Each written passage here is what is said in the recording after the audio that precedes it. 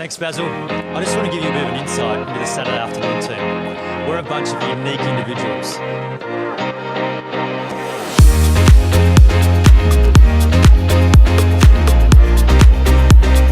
Hello and welcome to episode 29 of the Unique Individuals podcast. Good to have the boys alongside me once again, virtually via satellite. How are you doing, boys? Yeah, going well, mate. Should be a ripper of an episode. Can't wait to get into it. Yeah, no, it's been good. Good to be back, even though we're looking through a camera, but we're here. Yeah, no, good to be here. Good to be here, lads. Good to have you boys. And obviously Connor's still back at home. Blair's back on campus. So we've got three actually on one camera, and Connor and myself on our own cameras. But good to have all of us alongside us. That does not make sense. Good to have all the boys with us. And we'll just get into it because that was shocking by me. Let's get into it. Let's go with Jackson. Jackson, lots been happening with you, mate. Big day for you yesterday. Yeah. You're at the Matildas press conference down at Latrobe. How was that, mate?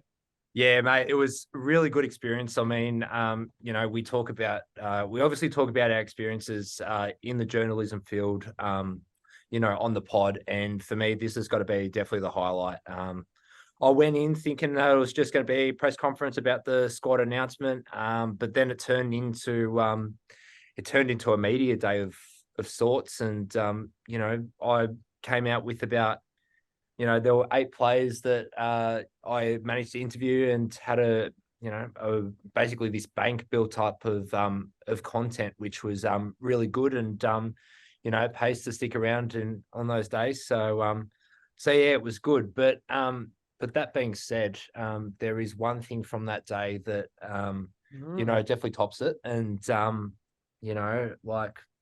obviously you have these experiences, but it's the people that you get to meet in these experiences and stuff like that. Where's this going? I don't know.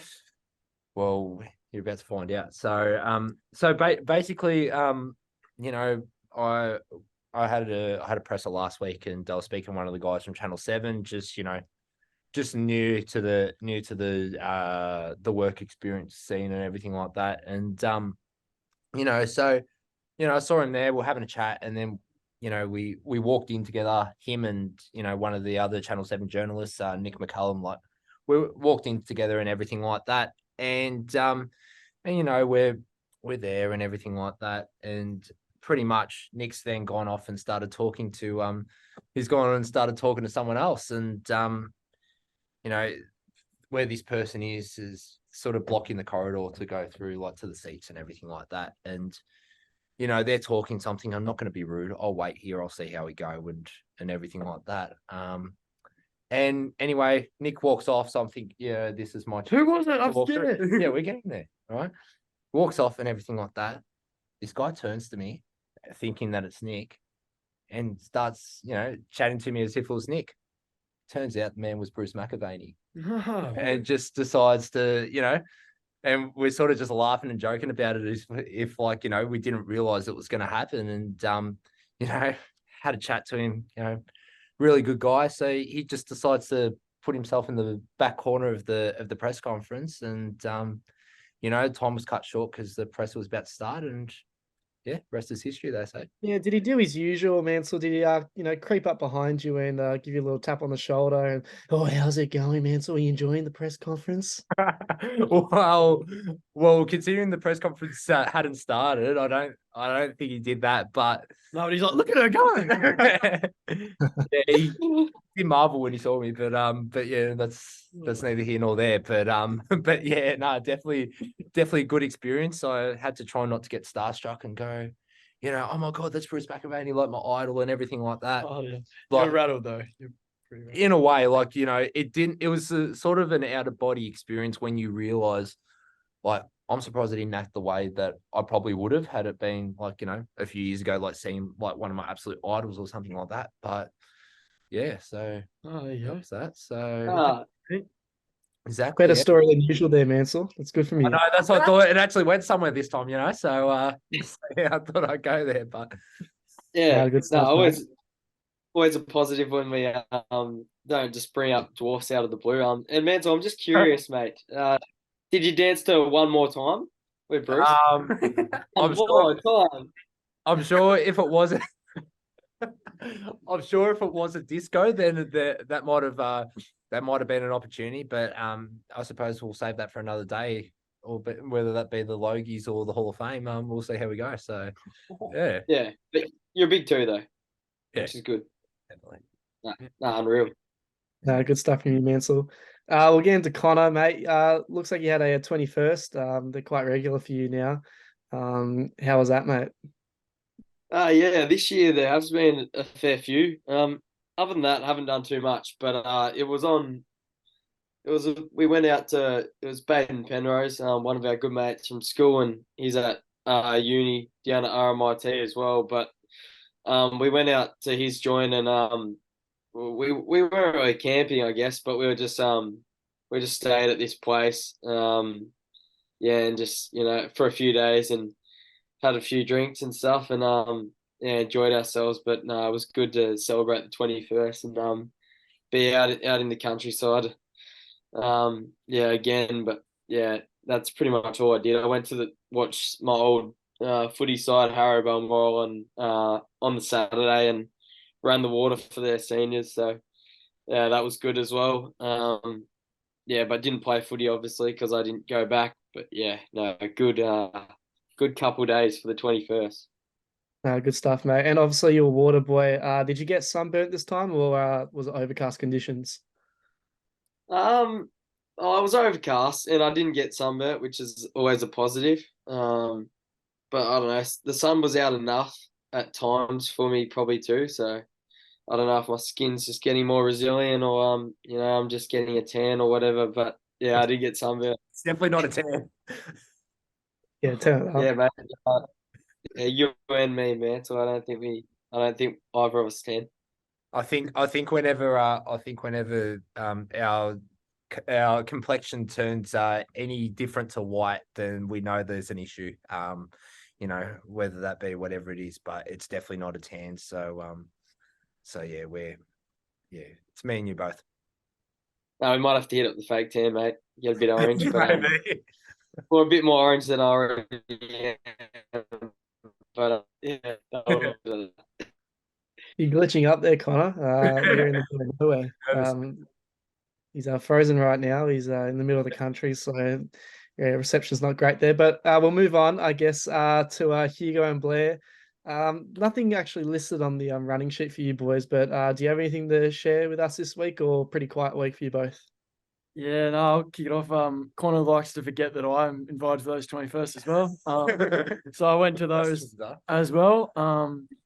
And yeah, shout out to Tommy Ock as well. The week before, actually, we got down to his, which was good. But yeah, Speedy's. I've been working pretty much all the time, every day on that grind, pumping out some articles, which has been good. So yeah, the last 3 weeks I've worked at the Spec back home. So been pretty busy there, bit short staffed on a couple. So been churning out a few. Had front page and back page if anyone wants to buy it from last Saturday's edition.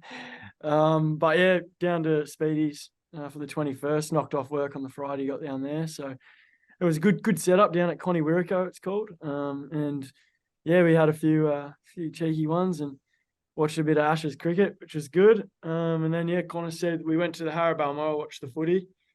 Connor got the role of water boy, a bit of an upgrade on what he's run with during the week of washing dishes. So he was happy to deliver a bit of water, but wasn't out of a tap.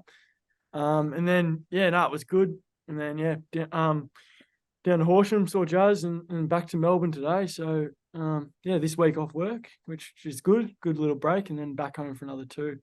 So, yeah, just enjoy this week off, and then back, yeah, typing on the old keyboard. That's about it, really. Oh yeah, no, that's good from you. No, I haven't done a lot really. Just played footy.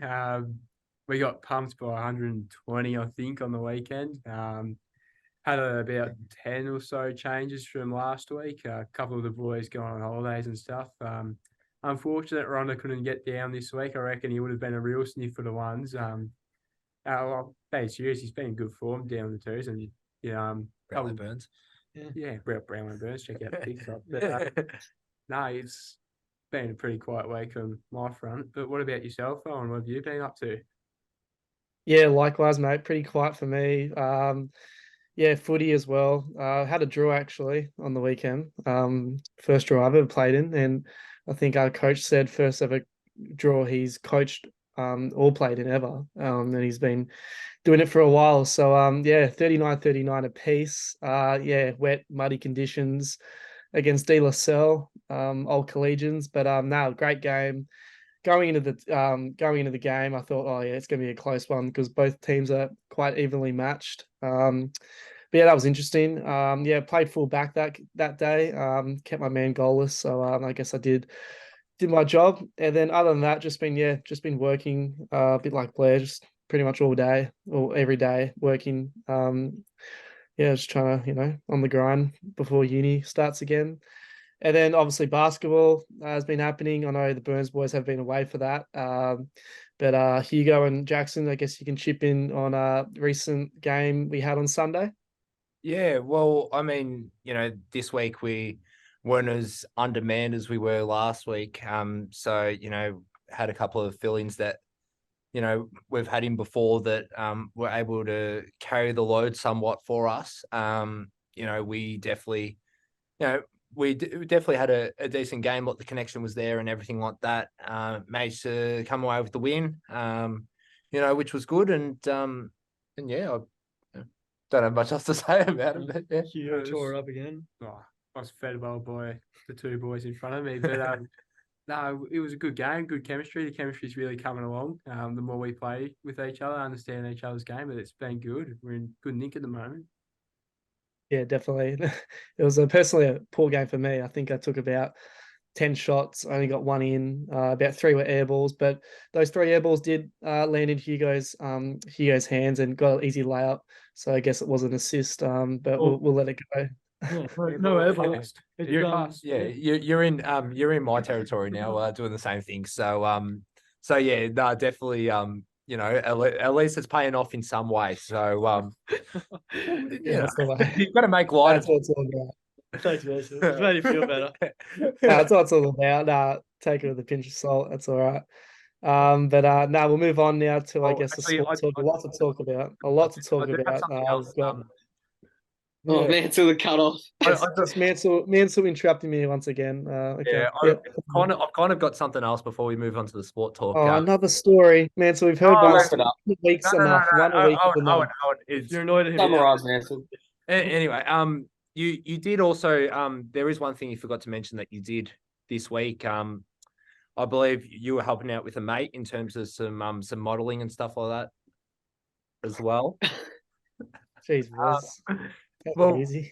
no, I mean, it's fair enough. Newsworthy, it's time. We would all do it. Like, if a mate asked, oh, would you do something for me? Would you help out, my brand? Of course we would do it. Like, I'm sure it's going to come to that point in our lives where we would. I don't have an issue with that. I know that's definitely, it's what you would do, like we said. There is one thing though that I did come across, and yeah, again, like you posted about it. That's what you would do. You promote your mate's brand, everything like that. Like that's what you do. But there's one thing that that I came across. I did some investigation work, and we have spoken about this before in terms of liking your own picture, and I did some investigation work. I know your personal account didn't like it, but I did manage to somehow come across the likes and everything like that. And it turns out that our podcast Instagram page liked the post. And did it? Yeah, and I did some calling around, made a few phone calls to make sure that this was legit, and found out that none of us used the podcast. I did too. Like the photo, but we found that it came across, and I just want to, I can't really speak much about it. I just want to get your thinking behind it and everything like that, and Yeah, it's almost becoming an addiction in a way. But yeah, proceed. Honestly, that actually slipped. I don't know really. I think I must have gone to the account and just started liking stuff. But honestly, if it wasn't me and if it was one of you boys, I appreciate it. Every like counts, and no, I appreciate the support, boys. Yeah, but I yeah, copped a lot of hate though, on the Facebook. I mean, look, Connor, I don't know what you're on about, but it's not self-indulgence. I mean, it's obviously probably maybe a bit of jealousy from you, Connor, but bit of self-indulgence, a bit of a flex as well. I mean, it's not really. Spratty saying this bloke loves a bit of me time. Connor got around that too. Um, so look, I don't know what's going on there, but I can't really catch a break from you boys. it's these whispers that I'm getting from ear to ear. It's not necessarily us; it just finds us rather than we find it. You know what I mean? I'm a bit used to it now, so no, cracking. It's all good. Anyway, let's get on with sport talk. I would say that was all Mansell. I've I said know it was. I know it was. I'm not surprised. I've worked hard on the Facebook early in the year, and I've put that past us, and we've moved on. Yeah, but anyway, let's get into the sport, shall we? You know, we've had Yeah, some. shall we? Let's go, Mansell. Let's Yeah, in the well, sport. yeah, we had the Ashes. Obviously, the second test just wrapped up the other day, and funnily enough, it's been a few days since it's been done. Yet they're still them being the Englishmen are still talking about Jonny Bairstow's dismissal, and you know, talk about whether it's spirit of the game type stuff and everything like that. But boys, I want to get your thoughts on the issue. I mean, yes, there might be a bit of bias because we are all Australians, but yeah, I just want to get your thoughts on it, whether you think it was fair and everything like that, and go from there. So yeah, Blair, if you want to start it off. Yeah, I mean, obviously there's been a bit of chat, bit of carry on. I think I speak for everyone in the country here when I say, look, the Palms we don't like what they're doing. I think they're a bit salty. And look, over dinner we were sort of looking back at the two sort of incidents of Stark the catch, and then obviously the Jonny Bairstow one that's been pretty widely spoken about. And you can say not in the spirit of the game all you want, but also it's not really in the spirit of the game to just walk out of your crease early every ball. So I mean, Alex Carey threw it on instinct, hit the pegs. When he let go of the ball, he was in his crease. So he wasn't just waiting for him to walk out and run up and hit him. Wasn't really foul play. Fair play. Stokes looked dangerous, but I think they should stop carrying on. Stuart Broad, mate, give us a spell. What more can I say? That's all. He reckons that's all Carey will be remembered for.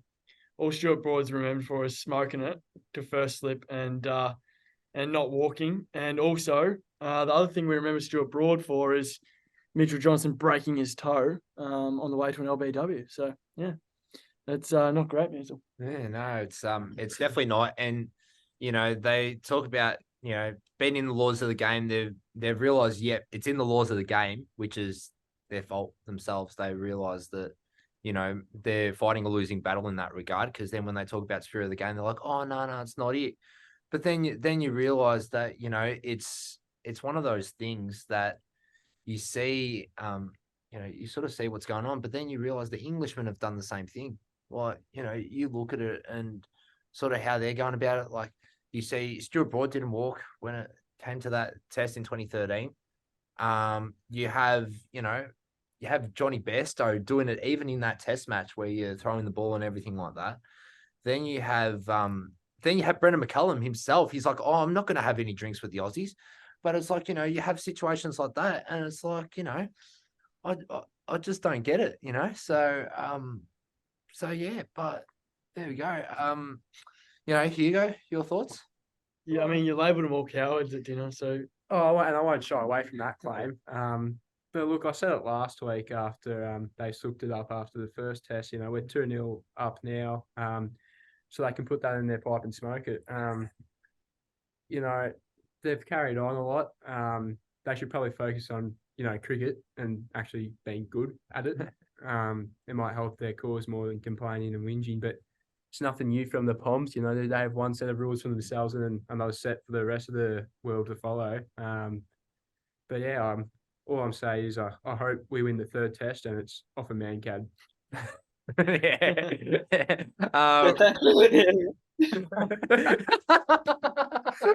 Ronda loved it. Bit of a delay. That's incredible. Ronda, take the mic, mate. Yeah. Are you all right down there? Like a little kid. Yeah. Look, I'm not gonna swear, but geez, like England, all their players, coaches, staff, they're all wankers, really. Let's be honest. Like the Jonny Bairstow situation, like Blair said, he threw it before he'd even left the crease. Jonny Bairstow was doing it day 3, and he was waiting. Brendan McCullum, way back in the day, ran out, Yeah. when he was celebrating Sangakkara's 100, and he waited until he went out and then took it off. So Brendan McCullum's an absolute coward as well. Never liked him. I mean, he's a Kiwi. Why was he coaching England in the first place? The dog, but they're just absolute flogs, really. Broad, the biggest of them, but if Robinson keeps going the way he's going, he'll pass him pretty soon. Yeah, all of them was weak as piss, and we knocked them off 2-0. So yeah, like Hugo said, shove that in the pipe and smoke it, boys, because we're too good at the moment. Too good. So happy days, but yeah, they got to actually find a way to win. And you know, if pitchers have anything in them, obviously they can't defend. You saw when the ball was doing a bit, like Harry Brook, you might average 95, mate, but Pat Cummins will skittle you over pretty easy. So yeah. Yeah, and Owen, I mean, just get your thoughts on the situation. Are you pretty much echoing what the boys are saying, or do you have a different take on it? No, I 100% agree with the boys. And again, I think being a keeper myself, I mean, as a keeper, you look for that kind of chance, that half chance every now and then, whether it might be, you know, a bit dodgy or not. I know that back in the day, I think I took a couple of wickets like that, and there's no complaints. I mean, the batter should just stay in his crease until the confirmation of an over. But no, both tests have been really good to watch. A little bit worried day 5. You know, Benny Stokes, he would have had to get 200 not out to save England there. But credit to him for making the score that he made. And yeah, can't wait for Thursday, third test.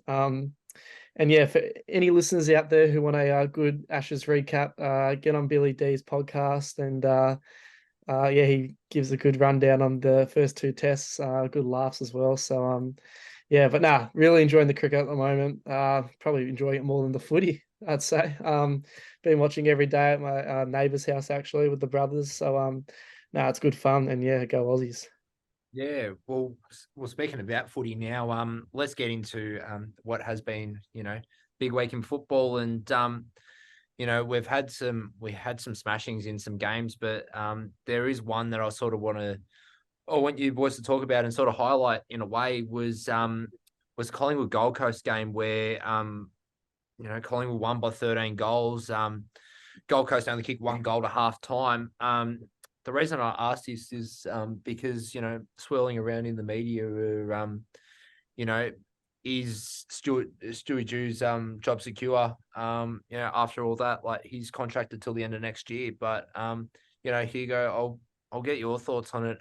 You know, where do you sort of see this playing out? You look at it last year when he was out of contract and the pressure he was under. It's no real surprise again with Hardwick, you know, resigning from Richmond, that he's come under pressure again. And if you look at their list, they probably should be in the 8. Like, their list is pretty good. I've said that for a couple of years now. I think their list is pretty good. You know, the big 3 of Rao, Anderson and King, that core in itself will take you places. And they really should be doing better than what they are. Maybe they shouldn't, but they shouldn't be getting belted. Like, when they lose, they get belted. They never have an honourable loss, if you will. Mm-hmm. And there's like week in, week out, there's too much inconsistency with Gold Coast when they should be more consistent. Their best players are starting to come into that age where they should be maturing into that consistency. So I think Hardwick would probably be a good fit for the Gold Coast. I thought last year Clarkson should have gone to the Gold Coast. I thought would have been a good fit for the AFL and the Gold Coast. And Yeah, Owen. Yeah, I think Stewie Dew's had his time. And like what Hugo said, I think for a while now we've been like Gold Coast are that close to, being a top 8 side, but they just let themselves down probably like once a month with a pretty poor loss. I mean, I know they were against the best side so far this year, but I mean, to lose by 13 goals at home, pretty disappointing. With again, the team that they have is it definitely exciting for the Gold Coast fans, but they can't get it. They can't seem to get it, all together. I mean, they've got the players, and the players have had some, pretty good experience now. They've been in the system for 3-4 years, but they just can't seem to quite get it yet. And again, I reckon if nothing changes, and again, I think the change needs to happen from the coach, but or a change in the coach. But if we don't see that, then they're going to probably stay that 12th, 13th kind of best side in the home and away season. Yeah. Ronda is. Yeah. I probably agree with what the boys are saying.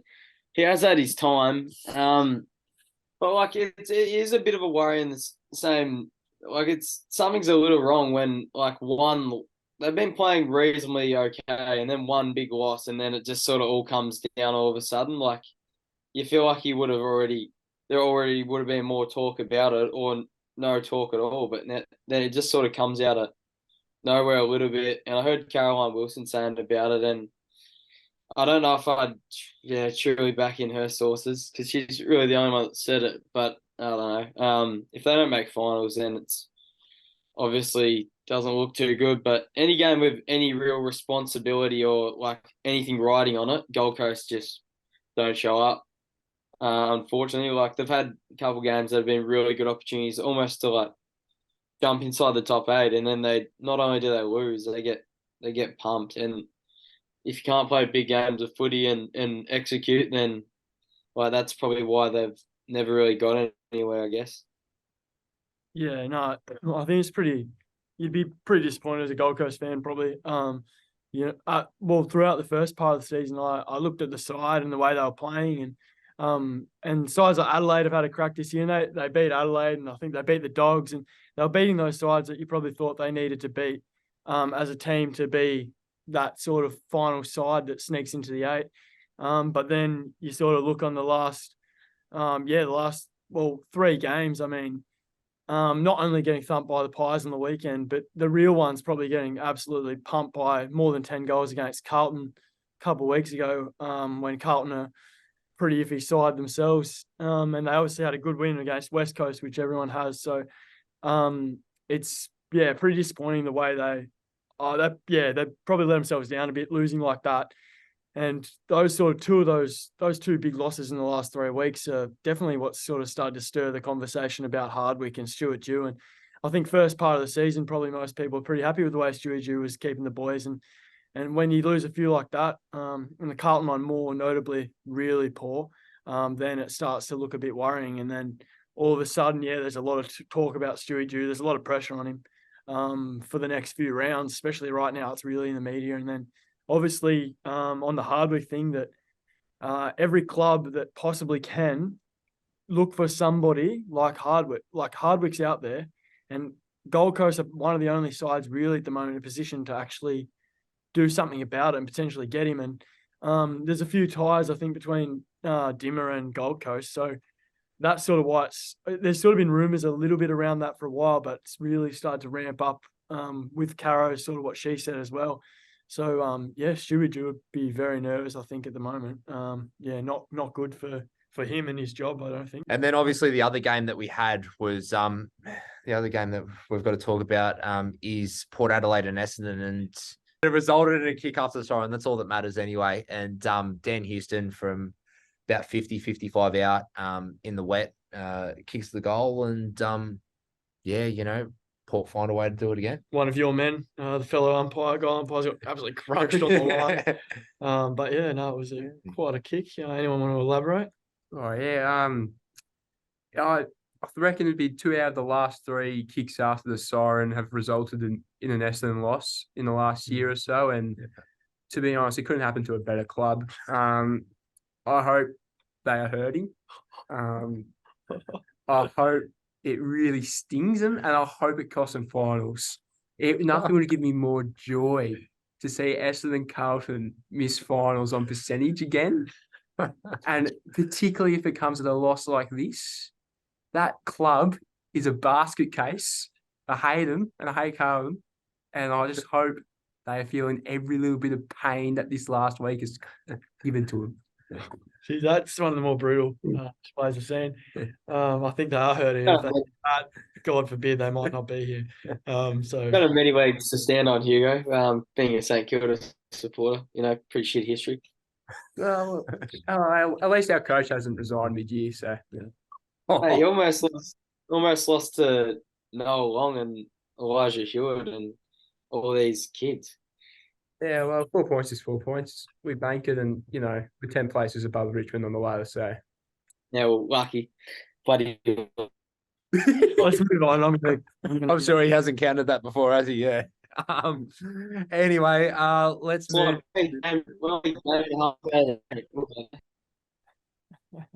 didn't understand one word of that, but let's get into the tips for this week, shall we? And we talk about Richmond, and they kick off the round on Thursday night against Sydney, and then we move to Marble, and we got the Dogs and Collingwood, followed by Brisbane West Coast to kick off Saturday with GWS Hawthorn, St Kilda Melbourne, and Port Adelaide and Gold Coast. Looking at Sunday's action, we have got Geelong and North, Essendon and Adelaide, and Freo Carlton to kick off the round. And Connor, can you please give me your tips? His face hasn't moved for a minute. Maybe not, because he's cold blood staring at us. But, anyway, having a stroke. Owen, if you want to kick off tips for us, please.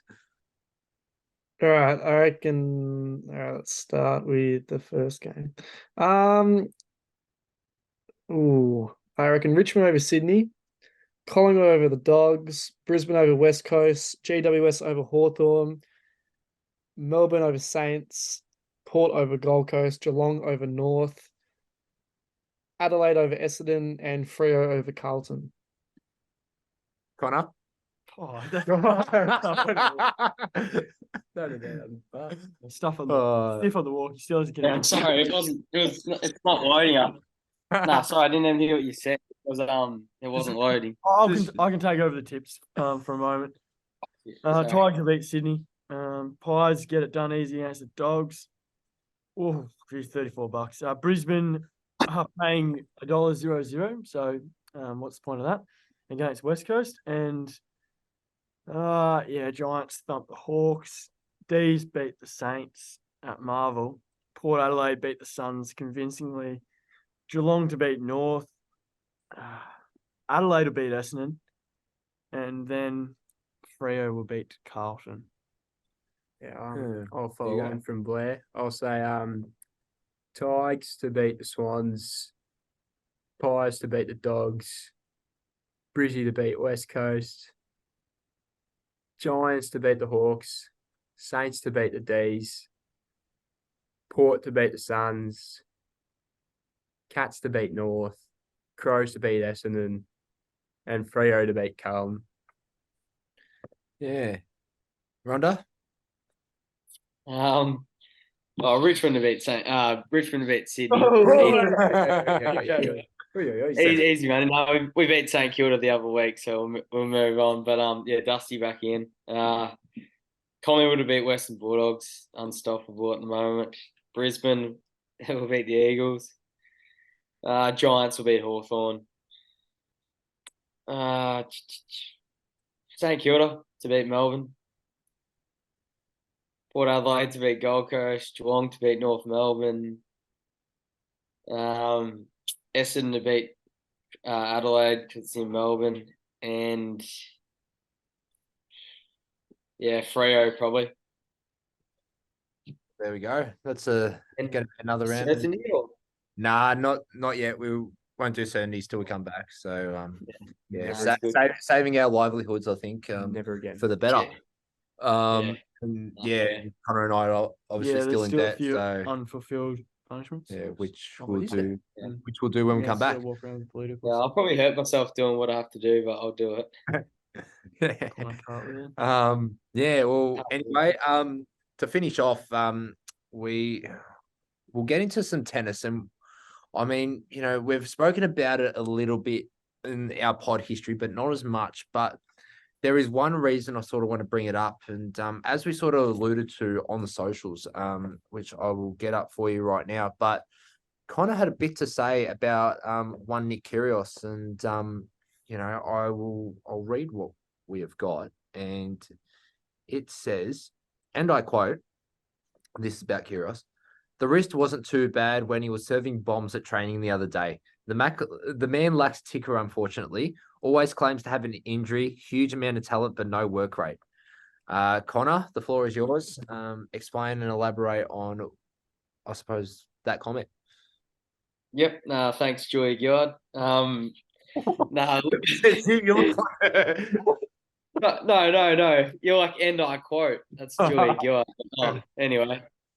Yeah, not all intellects, but anyway. No, I don't know. Like, I agree with. I stand by what I said. Like, I'm spitting facts, really. I think he's got all the talent in the world, Nick Kyrgios, but he lacks a lot of heart to take that any further. Doesn't train hard, doesn't recover, and I know this for a fact because he says it himself. Doesn't train hard, doesn't recover. He had a knee surgery, which I highly doubt that he even needed. If he wasn't a professional tennis player, he wouldn't have needed one. He didn't. There was no apparent injury. He just did it because his knee was a bit sore, and they said, "Yeah, we'll take you in for surgery." But it took him ages to recover from that. It took him like 6 months. It's taken him like 6 or 7 months. It took me like 8 weeks when I actually had a proper surgery. So, he's got some issues, but unfortunately, he's probably never going to get where he needs to go because he just does it sort of for money and fame and talented. But you'd rather him switch his talent with Alex de Minaur, and then Alex would win Grand Slam after Grand Slam because he's got the actual ticker and hard, and he's a true Australian. So yeah. Connor, I've just got a little bit to add on the Nick Kyrgios thing. In September 2022, you wrote an article about the rise of Nick Kyrgios in 2022, and just talked about how he put all that sort of stuff behind him and really put it together. Some of your quotes from yourself: "The Australian has finally discovered his enormous potential with some breathtaking performances this year." We also had he needed a big season, and that's exactly what he got. I think down the bottom, you sort of finished off. Kyrgios's rise back up the ranks has been extraordinary, and I think all tennis fans are happy to see him putting everything together. What are your thoughts on those looking back at that, mate? And he also tipped him to win the Australian Open this year as well. If it wasn't for me taking that bold call the summer or whatever it was, you were gonna make that yours. So yeah, all I would say in here is I haven't seen anywhere that he lacks ticker and is sook. Well, I couldn't really say that in the article, even though I probably thought it, but I don't know, it must have been pretty slow news day. I must have been struggling for articles there to write one about him. But no, he did play well. He didn't play that much last year, but because of injuries. But I don't know, he did play well last year. He played the way he should be able to play like every year in every tournament, but he just doesn't play enough to be able to get high enough, and I don't know, he does it purely for fun rather than, I don't know, actually winning and trying to achieve something. But like I wrote in the article, I stand by his year and what I said because he had a really good year. But like this year, he's ever since that moment, really, he hasn't played much, and he's been an absolute shambles. And it's disappointing. I think tennis fans want to see him doing well, and but he lacks the Aussie spirit. Nice little change of subject, mate. But you said you didn't really like the article you wrote. The public didn't either, mate. 27 views. Oh, piss off, mate. Come on, give me a spell.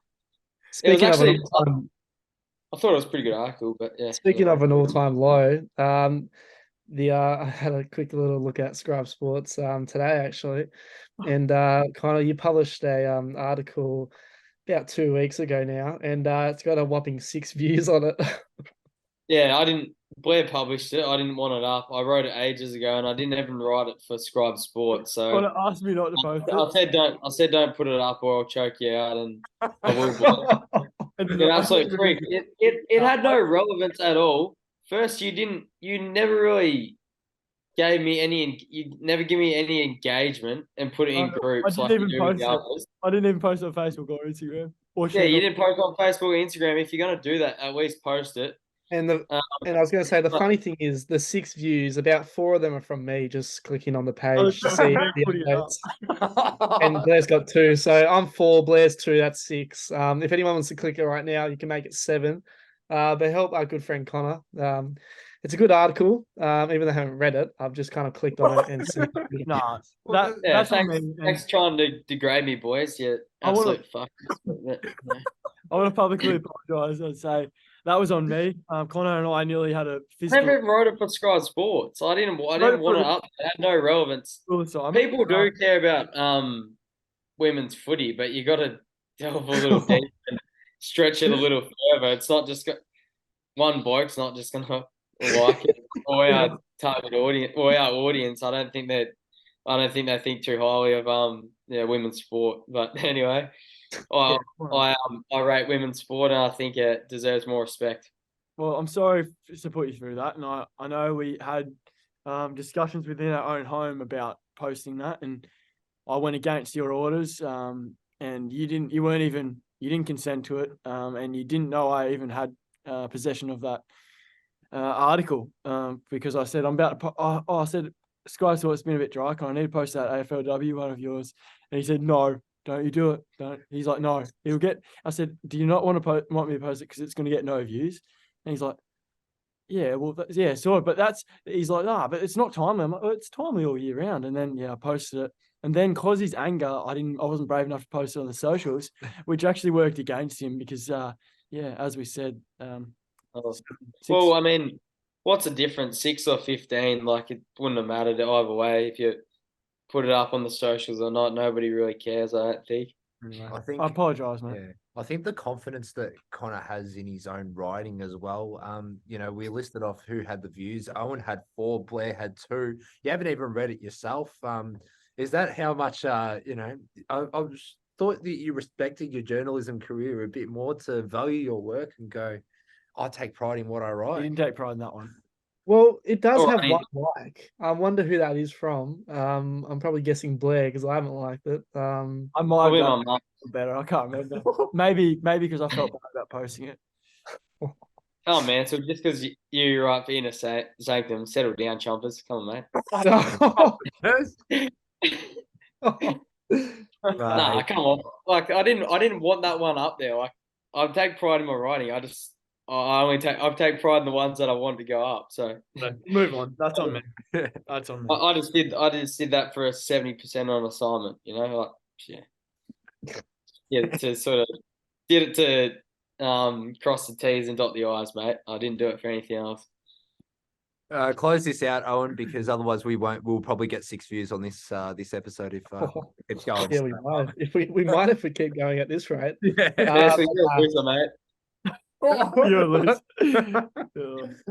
It's been a good episode, boys, as usual. Are we back next week in person or another online one? I'll be working in Hamilton next week, but I could jump. I'll be at uni next Tuesday. You boys can all jump on. I can just jump on a phone like Connor did. Yeah, we can. I'm sure we can work something out. In due We'll work course. something out. But we'll be back next week. That's the main thing. Thank you to the listeners and viewers. Make sure to check the socials as usual. And we'll see you all next week. Take care.